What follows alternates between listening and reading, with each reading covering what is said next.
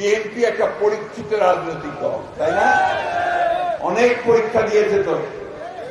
সেই বিএনপির জন্মের পর থেকে জিয়া রহমান সাহেব যখন থেকে বিএনপি জন্ম দিয়েছেন, এই বিএনপি কিন্তু এই দেশে শ্রমিক বিদেশে রপ্তানির ব্যবস্থা করেছে, তাই না? জিয়া রহমান সাহেব করেছে না? এই যে কলকারখানাগুলো আমাদের মারা বোনেরা যে চাকরি করছে, গার্মেন্টস ফ্যাক্টরি, এটা কার হাত দিয়ে শুরু? জিয়া রহমানের হাত দিয়ে শুরু। কি ছেলেরা জানো না তোমরা? জানতে হবে, এটা সম্পূর্ণ বিএনপির হাত দিয়ে শুরু। আজকে যে রেমিটেন্স, যে আয়, এই যে আপনার $32 বিলিয়ন এখন জমা হয়েছে, এটা শুরুটা করেছিলেন জিয়া রহমান সাহেব আর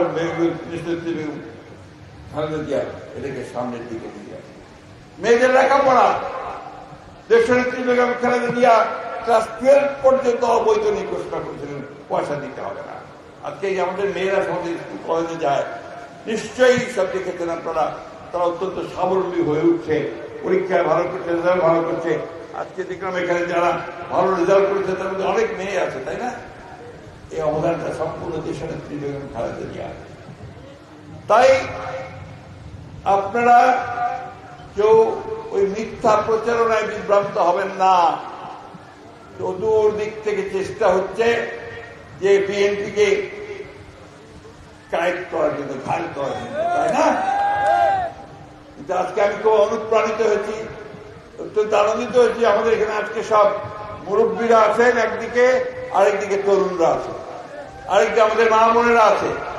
সবাই আজকে একজোট যে আমরা ধানের শীষে ভোট দেব, আমরা বেগম খালেদা জিয়াকে ভোট দেব, তারেক রহমানকে ভোট দেব, আর এখানে আমাদের রিয়াজুলকে ভোট দেব, তাই না?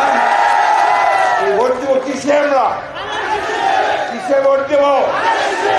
ভোট দেব কিসে? এইটা প্রচার করুন সর্বক্ষণে। আর বিলম্ব নয়, আর কারোর জন্য অপেক্ষা নয়। এখন নির্বাচনের রাস্তায় উঠে গেছে গাড়ি, এই গাড়িতে চালিয়ে শেষ পর্যন্ত নিয়ে যেতে হবে। রিয়াজকে এখানে জনপ্রতিনিধি হিসাবে আমরা দেখতে চাই। বন্ধুগণ, বক্তব্য আর দীর্ঘায়িত করব না। একটা কথা সবসময় মনে রাখবেন, যে আজকে আমাদের যার উপর যারা স্টিল রোলার চালিয়েছে, যারা আমাদের উপর অত্যাচার করেছে, নির্যাতন করেছে, তারা পালিয়ে ভারতে গিয়ে আশ্রয় নিয়েছে, তাই না? কোথায় আশ্রয় নিয়েছে? ভারত সবসময় চেষ্টা করেছে বাংলাদেশের মানুষকে কি করে বিপদে ধরবে তার ব্যবস্থা।